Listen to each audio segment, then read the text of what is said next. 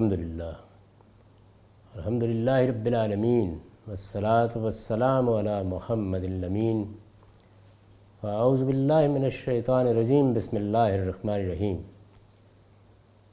خواتین و حضرات، ہم میزان حصہ دوم میں قانون معیشت کا مطالعہ کر رہے ہیں۔ یہ اس حصے کا چوتھا باب ہے۔ تحریر و شہادت کی بحث کا مطالعہ کیا جا رہا تھا۔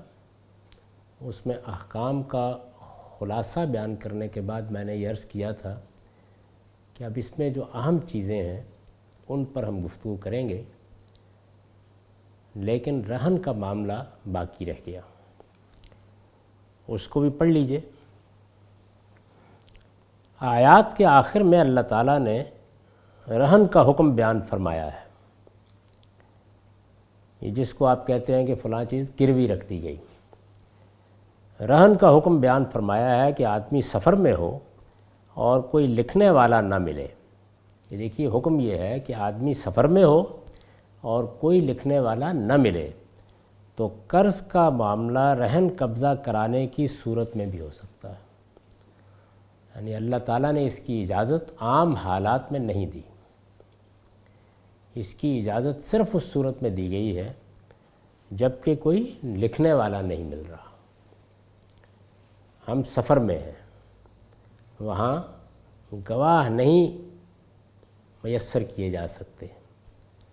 عام حالات میں ایک مسلمان معاشرے میں یہ بے اعتمادی نہیں ہونی چاہیے کہ اس میں رہن کے بغیر کسی کو قرض نہ ملے۔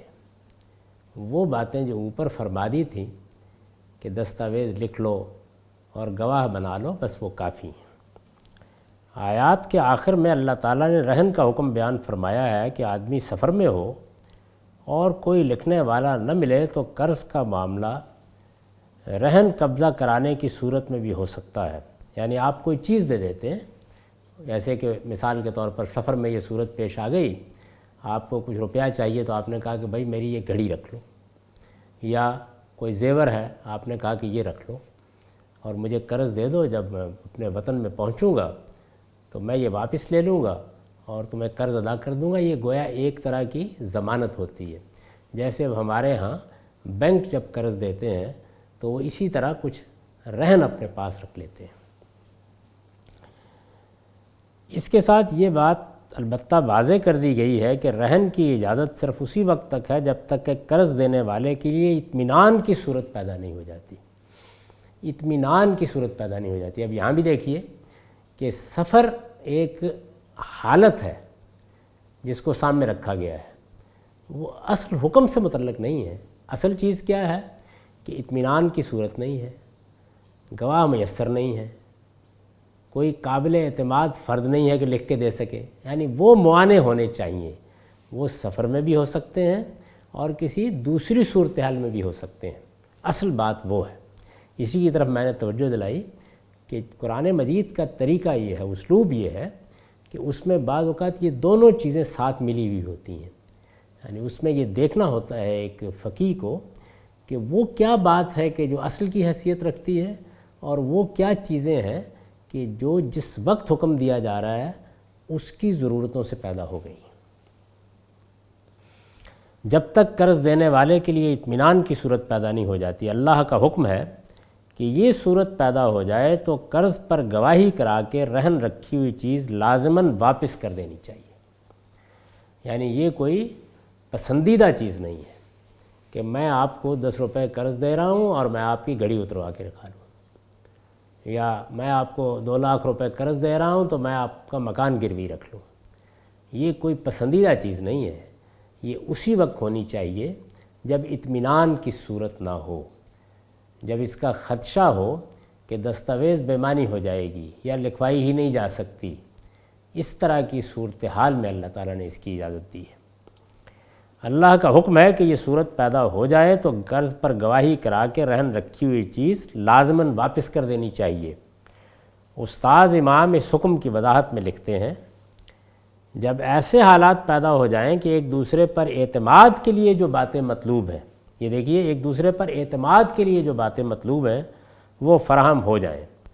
مثلا سفر ختم کر کے حضر میں آ گئے، دستاویز کی تحریر کے لیے کاتب اور گواہ مل گئے، اپنوں کی موجودگی میں قرض معاملات کی تصدیق ہو گئی، اور اس امر کے لیے کوئی معقول وجہ باقی نہیں رہ گئی کہ قرض دینے والا رہن کے بغیر اعتماد نہ کر سکے، تو پھر اس کو چاہیے کہ وہ رہن کردہ چیز اس کو واپس کر دے، اور اپنے اطمینان کے لیے چاہے تو وہ شکل اختیار کرے جس کی اوپر ہدایت کی گئی ہے۔ یہاں رہن کردہ مال کو امانت سے تعبیر فرمایا ہے، جس سے یہ واضح ہوتا ہے کہ قرض دینے والے کے پاس رہن بطور امانت ہوتا ہے جس کی حفاظت ضروری اور جس سے کسی قسم کا انتفاع ناجائز ہے، یعنی یہ امانت ہے آپ کے پاس، یہ صرف اس بات کی ضمانت کے لیے رکھی گئی ہے کہ آپ کے ساتھ کوئی دھوکہ نہ ہو جائے، کوئی نزاع نہ ہو جائے۔ اس تمام حکم میں روح وہی ہے کہ لوگوں کو نزاع سے بچانا ہے، جھگڑے سے بچانا ہے، ایسا نہ ہو کہ ایک کی تعدی دوسرے کے لیے نقصان کا باعث بن جائے اور اس سے معاشرتی سطح پر آلودگی پیدا ہو جائے۔ یہ چیز ہے جس کو سامنے رکھ کر یہ ساری ہدایات کی گئی ہیں۔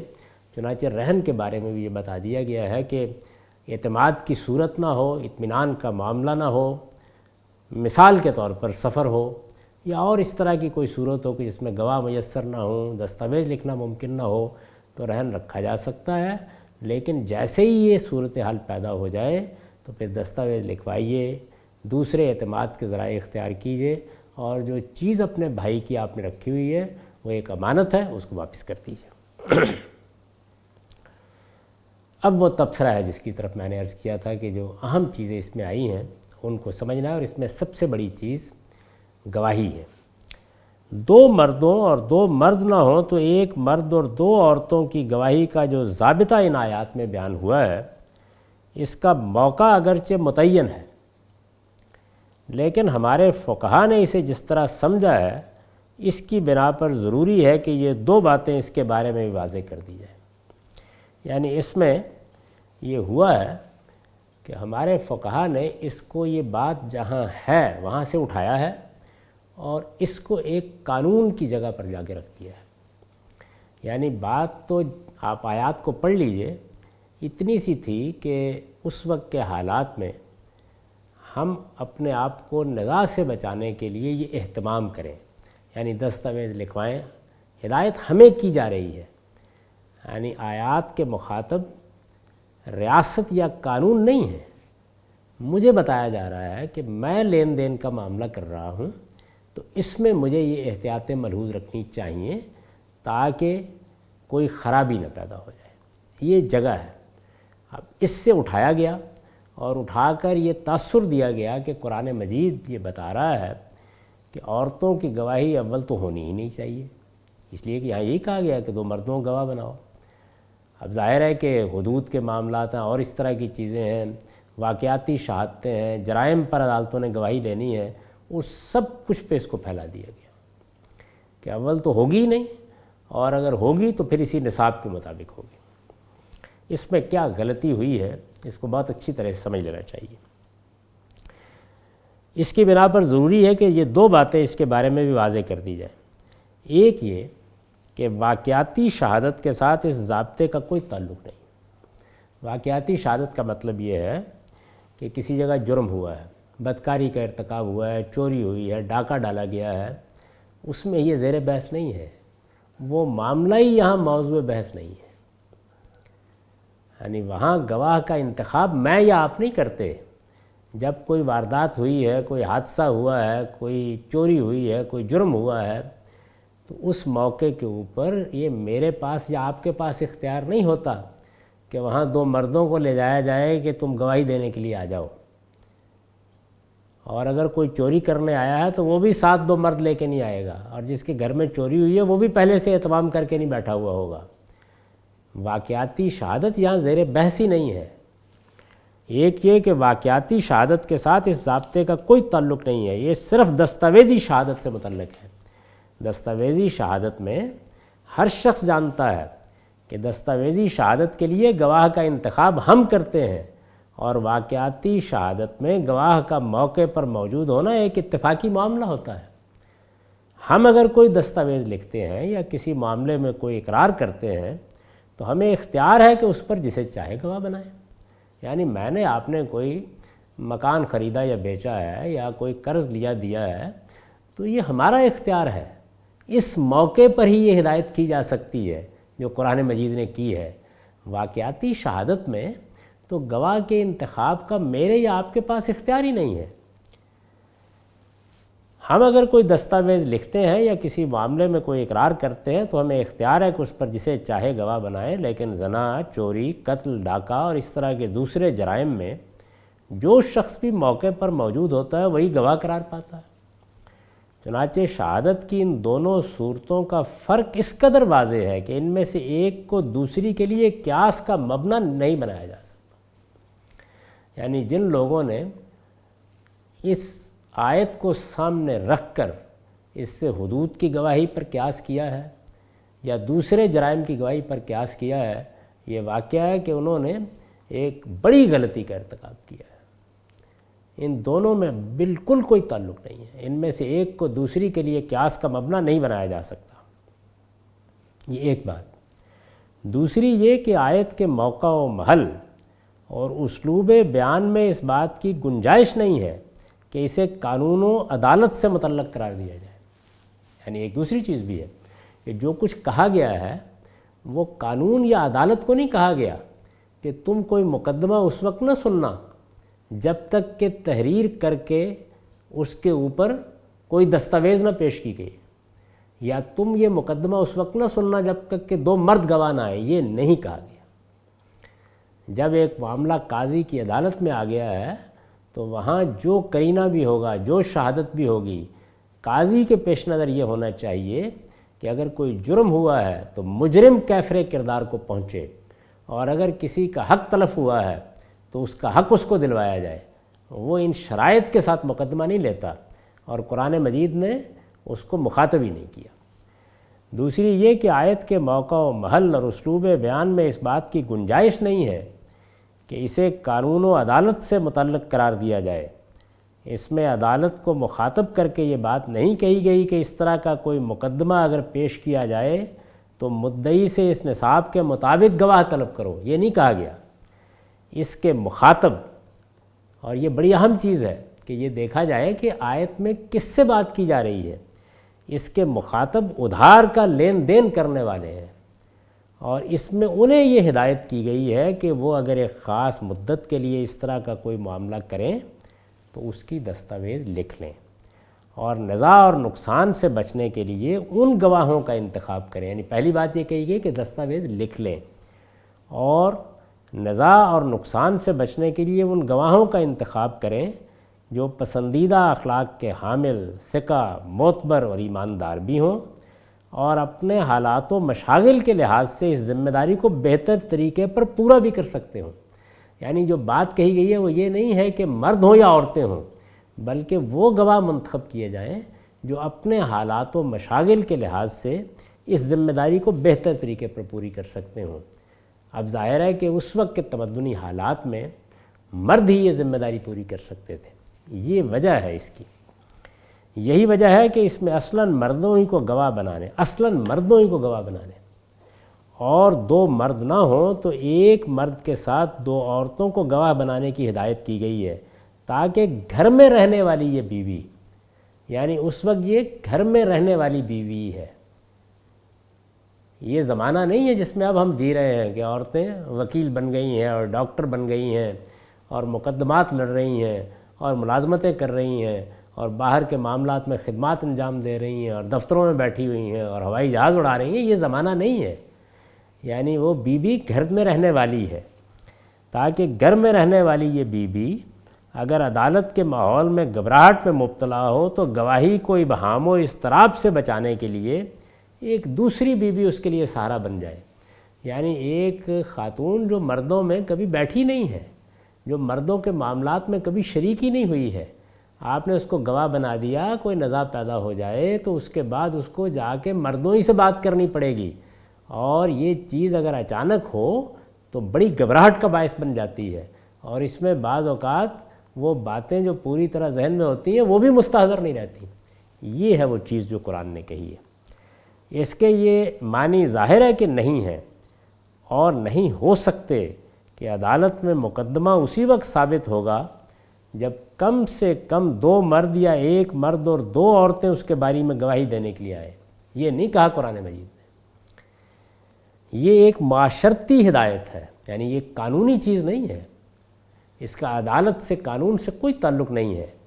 یہ ایک معاشرتی ہدایت ہے جس کی پابندی اگر لوگ کریں گے تو ان کے لیے یہ نزاعات سے حفاظت کا باعث بنے گی. لوگوں کو اپنی صلاح و فلاح کے لیے اس کا اہتمام کرنا چاہیے، لیکن مقدمات کا فیصلہ کرنے کے لیے یہ کوئی نصاب شہادت نہیں ہے جس کی پابندی عدالت کے لیے ضروری ہے. یعنی جن لوگوں نے اس کو بنیاد بنا کر ایک لا آف ایویڈنس بنایا ہے، سچی بات یہ ہے کہ انہوں نے ایک ایسی غلطی کا ارتکاب کیا ہے جس کے لیے کم سے کم یہی لفظ کہا جا سکتا ہے کہ ایک بلنڈر ہے.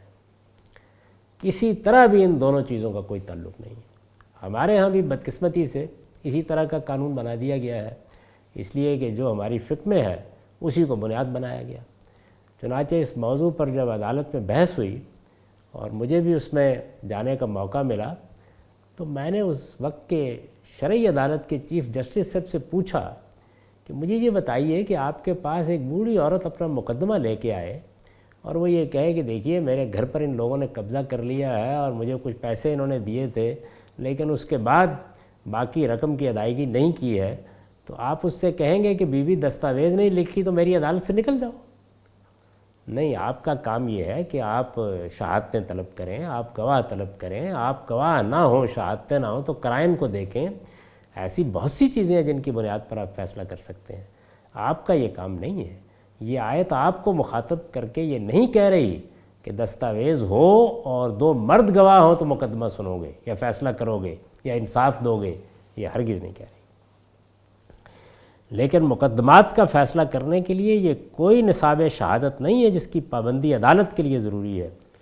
چنانچہ اس بنیاد پر ہمارے ہاں پارلیمنٹ کو یا ریاست کو ہرگز یہ حق نہیں ہے کہ وہ یہ پابندی لگا کر کوئی قانون بنا دے.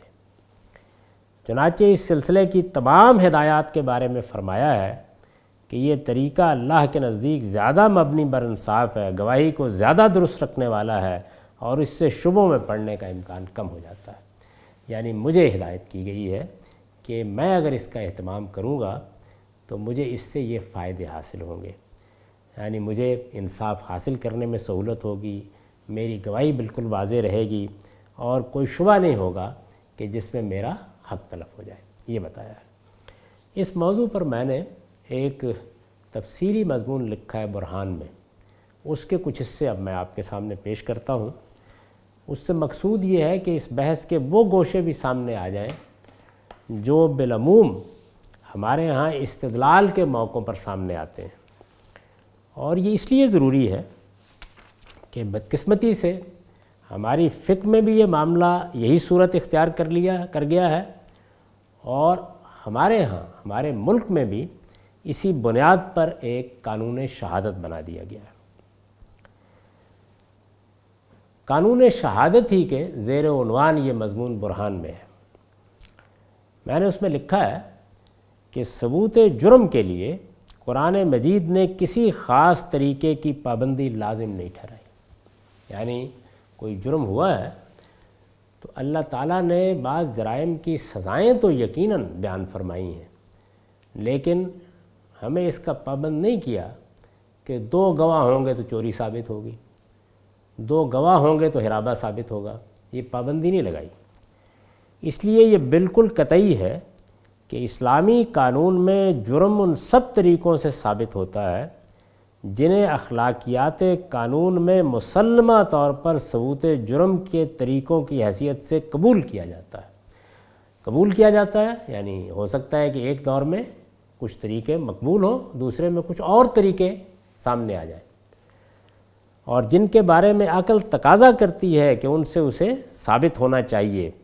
چنانچہ حالات، قرائن، طبی معائنہ، پوسٹ مارٹم، انگلیوں کے نشانات، گواہوں کی شہادت، مجرم کے اقرار، قسم، قسامہ اور اس طرح کے دوسرے تمام شواہد سے جس طرح جرم دنیا میں ثابت ہوتے ہیں، اسلامی شریعت کے جرائم بھی ان سے بالکل اسی طرح ثابت قرار پاتے ہیں۔ ہمارے ہاں جو حدود آرڈیننس بنایا گیا ہے اس میں بھی یہ مسئلہ پیدا کر دیا گیا ہے کہ اگر دو مسلمان ثقہ گواہ گواہی دیں گے تب شریعت کا جرم ثابت ہوگا۔ یہ اجنبی چیز ہے اسلامی شریعت کے لیے، ایسا بالکل نہیں ہے۔ جرم ثابت کرنے کے لیے اس وقت بعض ایسی چیزیں وجود میں آ گئی ہیں جن کا آج سے صدی دو صدی پہلے تصور بھی نہیں کیا جا سکتا تھا۔ کون جانتا تھا کہ انگلیوں کے نشانات بول رہے ہوں گے؟ کون کہتا تھا کہ میری آنکھ کی پتلی سے میری شناخت ہو جائے گی؟ یہ اس وقت ہو رہی ہے۔ ڈی این اے کو دیکھ لیجئے، یعنی اس میں اس وقت کا جو علم ہے وہ جب کسی چیز کے بارے میں متعین کر دیتا ہے کہ یہ چیز قطعی ہو گئی ہے اور عدالتیں مطمئن ہو جاتی ہیں، تو اس کی بنیاد پر جس طریقے سے باقی جرائم کے فیصلے کرتی ہیں اسی طرح سے اسلامی شریعت کے فیصلے بھی کر سکتی ہیں۔ نبی صلی اللہ علیہ وسلم نے یہی حقیقت اپنے ارشاد البینۃ علی المدعی والیمین علی المدعی علیہ میں لفظ البینہ سے واضح فرمائی ہے۔ یہ جو ارشاد ہے اس کا ترجمہ یہ ہے، یہ ترمذی میں نقل ہوا ہے، اس کا حوالہ میں نے دے دیا ہے۔ دلیل پیش کرنا مدعی کی ذمہ داری ہے اور قسم وہ کھائے گا جو اس دعوے کا انکار کرے۔ یعنی یہ نہیں ہے کہ ایک آدمی کسی موقع کے اوپر آتا ہے اور آ کر کہتا ہے کہ میں قسم کھا رہا ہوں اور اس کی بنیاد پر میرے دعوے کو ثابت قرار دے دیا جائے۔ نہیں، اس کو تو دلیل پیش کرنی ہے۔ البتہ اس کے پاس دلیل نہیں ہے، گواہی نہیں ہے، تو پھر مدعا علیہ سے کہا جا سکتا ہے کہ ایک ثقہ مسلمان قابل اعتماد آدمی یہ کہہ رہا ہے تو تم پر بہرحال ایک الزام تو لگ گیا ہے نا، تو اب قسم کھا کر تم اس کی نفی کر دو۔ ابن قیم لکھتے ہیں، اب یہ دیکھیے کہ ابن قیم نے اس بات کو واضح کیا ہے کہ جب حضور نے فرمایا البینہ تو اس سے کیا مراد ہے؟ وہ کہتے ہیں البینۃ فی کلام اللہ و رسولہ و کلام الصحابۃ اسم لکل ما یبین الحق۔ البینہ اللہ تعالیٰ اس کے رسول صلی اللہ علیہ وسلم اور صحابہ کرام کے کلام میں ہر اس چیز کا نام ہے جس سے حق واضح ہو جائے۔ یعنی وہ ڈی این اے سے واضح ہو گیا ہے، وہ پوسٹ مارٹم سے واضح ہو گیا ہے، وہ انگلیوں کی شہادت سے واضح ہو گیا ہے، وہ کسی چیز سے واضح ہو گیا ہے۔ فہیا عام من البینہ فی اصطلاح الفقہاء حیث خصوها بالشاہدین بالشاہد والیمین۔ چنانچہ فقہاء کی اصطلاح کے مقابلے میں اس کا مفہوم وسیع تر ہے، کیونکہ ان حضرات نے اسے دو گواہوں یا ایک گواہ اور قسم کے ساتھ خاص کر دیا ہے۔ یعنی یہ بتا دیا ہے کہ بینہ وہ ہوتی ہے جس میں یہ شرائط پائی جائے، اس کی کوئی بنیاد نہیں ہے۔ یہ ہمارے فقہاء کی بالکل بے بنیاد بات ہے، لیکن بدقسمتی سے اس پر اس زمانے میں اصرار کیا جا رہا ہے، اور خاص طور پر ان جرائم کے بارے میں جن میں شریعت نے سزائیں مقرر کی ہیں۔ شریعت اگر کسی سزا کے بارے میں اس طرح کا کوئی ضابطہ بناتی ہے تو وہ پھر خود بتاتی ہے، اس کو چھوڑ دیا گیا ہے، جہاں بتایا ہے اب اس کو ہم دیکھتے ہیں۔ اس سے مستثنیٰ صرف دو صورتیں، یعنی یہ جو اوپر بات میں نے بیان کی ہے کہ جرم بینہ سے ثابت ہوگا۔ بینہ کوئی بھی چیز ہو سکتی ہے، اس زمانے میں ایک ہو سکتی ہے، آنے والے زمانے میں کوئی دوسری چیز ہو سکتی ہے۔ جرم اس سے ثابت ہوگا تو ثابت مانا جائے گا اور شریعت کا قانون بھی اس کے لحاظ سے لاگو ہو جائے گا۔ اس سے مستثنیٰ صرف دو صورتیں ہیں۔ اول یہ کہ کوئی شخص کسی ایسے شریف اور پاک دامن مرد یا عورت پر زنا کی تہمت لگائے جس کی حیثیت عرفی بالکل مسلم ہو۔ اس میں اب یہ دیکھیے کہ وہ سب جرائم جو دنیا بھر میں جرائم سمجھے جاتے ہیں ان میں اس طرح کی پابندی نہیں لگائی گئی۔ زنا کو اللہ تعالیٰ نے اپنی شریعت میں جرم قرار دیا ہے، ورنہ دنیا تو اس پر بحث کر رہی ہے کہ اس میں جرم ہونے کا کیا پہلو ہے۔ گناہ ہو سکتا ہے اور بہت بڑا گناہ ہو سکتا ہے، لیکن جرم ہونے کا کیا پہلو ہے؟ اس کی وجہ یہ ہے کہ جو چیز رضامندی سے ہوتی ہے اس کو جرم نہیں قرار دیا جا سکتا۔ تو دو چیزیں ایسی ہیں کہ جن میں اگرچہ رضامندی موجود ہوتی ہے، یعنی فریقین کی، زنا بھی ظاہر ہے کہ مرد و عورت کی رضامندی سے ہوگا، ریپ زیر بحث نہیں ہے۔ اسی طرح سود ہے، اس میں بھی باہمی رضامندی سے یہ معاہدہ کر لیا جاتا ہے کہ یہ دیا جائے گا۔ ان دونوں کے بارے میں اللہ تعالیٰ نے اپنا ورڈکٹ دے دیا ہے، اور یہی وہ مواقع ہوتے ہیں کہ جن میں اشتباہ ہوتا ہے اور خدا اپنا فیصلہ سناتا ہے۔ تو زنا کا معاملہ بھی یہی ہے۔ اس صورت میں قرآن کا اصرار ہے، یعنی یہ استثناء کی وجہ میں نے بیان کی ہے، اس لیے کہ اس کو جرم ہی ہمارے پروردگار نے قرار دیا ہے۔ اس صورت میں قرآن کا اصرار ہے کہ اسے ہر حال میں 4 عینی گواہ پیش کرنا ہوں گے۔ اب یہ دیکھیے کہ یہاں 2 بھی نہیں رہے، 4 عینی گواہ پیش کرنا ہوں گے۔ اس سے کم کسی صورت میں بھی اس کا مقدمہ قائم نہ ہو سکے گا۔ یہ دیکھیے میں نے یہ نہیں لکھا کہ جرم ثابت نہیں ہو سکے گا، جرم تو 4 گواہوں سے بھی ہو سکتا ہے ثابت نہ ہو، اس کا مقدمہ ہی قائم نہ ہو سکے گا۔ حالات، قرائن، طبی معائنہ، یہ سب اس معاملے میں اس کے نزدیک بےمانی ہیں، یعنی کیوں کیے جائیں؟ ایک شخص پر تہمت لگا دی گئی ہے، پہلے تو آپ تہمت لگانے کی وجہ بتائیے، اس کو کیوں بلایا جائے، کیوں اس کا طبی معائنہ کرایا جائے؟ یہ بات ہے، اس کو سمجھ لیجئے۔ حالات، قرائن، طبی معائنہ، یہ سب اس معاملے میں اس کے نزدیک بےمانی ہے۔ آدمی بدچلن ہو تو ثبوت جرم کے لیے یہ سب طریقے اختیار کیے جا سکتے ہیں، لیکن اس کی شہرت اگر ایک شریف اور پاک دامن شخص کی ہے تو اسلام یہی چاہتا ہے کہ اس سے اگر کوئی لغزش ہوئی بھی ہے تو اس پر پردہ ڈال دیا جائے اور اسے معاشرے میں رسوا نہ کیا جائے۔ بدچلن ہے، ہر آدمی شریف ہے، جب تک کہ بعض دوسرے قرائن سے کسی کی بدچلنی متعین نہ ہو جائے۔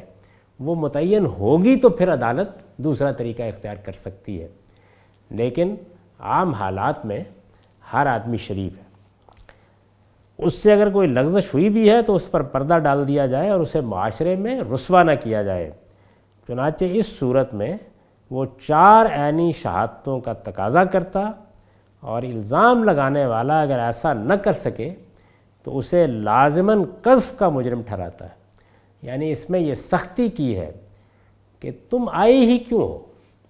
اگر 4 گواہ لے کر آؤ گے جرم اس سے ثابت نہیں ہو جائے گا، 4 گواہوں کی گواہی پر بھی جرح ہوگی، اس آدمی کا بیان لیا جائے گا، لیکن اب اس کی پیٹھ پر تازیانہ نہیں برسے گا۔ تہمت لگانے کے لیے ضروری شرط اس نے پوری کر دی ہے، لیکن یہ بھی تہمت ہے۔ ارشاد فرمایا ہے والذین یرمون المحصنات ثم لم یاتوا باربعۃ شہداء فاجلدوہم 80 جلدہ ولا تقبلوا لهم شہادۃ ابدا واولئک هم الفاسقون الا الذین تابوا من بعد ذلک واصلحوا فإن اللہ غفور رحیم۔ اور جو لوگ پاک دامن عورتوں پر تہمت لگائیں پھر 4 گواہ نہ لائیں تو ان کو 80 کوڑے مارو اور ان کی گواہی پھر کبھی قبول نہ کرو۔ یعنی زنا کی سزا 100 کوڑے ہے، 80 کوڑے ان کی پیٹھ پر بھی برس جائیں گے، اور یہی لوگ فاسق ہیں، یہ اس سے بھی بڑی سزا ہے۔ لیکن جو اس کے بعد توبہ و اصلاح کر لیں تو اللہ ان کے لیے غفور الرحیم ہے۔ یعنی اس بنیاد پر ان کو فاسق قرار دے دیا گیا ہے اگرچہ وہ سچے ہوں، اور یہ کہہ دیا گیا ہے کہ ان کی گواہی پھر قبول نہیں کی جائے گی۔ اس سے کیا بات ہے جو اللہ تعالیٰ فرما رہے ہیں؟ اس کا مطلب یہ ہے کہ زنا کے معاملے میں لوگوں کو اٹھ کر قانون کے پاس نہیں جانا چاہیے، یعنی ان کے پاس بڑے قوی دلائل ہونے چاہیے، کوئی بڑا سبب ہونا چاہیے، ورنہ اللہ تعالیٰ یہ کہتے ہیں کہ ایک مسلمان معاشرے میں اس طرح کے معاملے پر پردہ ڈالا جائے، اس آدمی کو نصیحت کی جائے اور کوشش کی جائے کہ وہ رسوا نہ ہو، کیونکہ جب کسی شخص کی اس معاملے میں ایک اسلامی معاشرے میں، مسلمان معاشرے میں حیثیت عرفی ختم ہو جاتی ہے تو اندیشہ ہوتا ہے کہ شیطان کے ہتھے چڑھ جائے گا۔ اس لیے یہ لازم ہے کہ اس معاملے میں جو شریعت چاہتی ہے اسی قاعدے کی پیروی کی جائے۔ یہ ایک چیز ہے جس کو مستثنیٰ کہا جائے گا۔ ایک دوسری چیز بھی ہے، اس پر ہم اگلی نشست میں گفتگو کریں گے۔ اقول قولی ھذا واستغفر اللہ لی ولکم ولسائر المؤمنین۔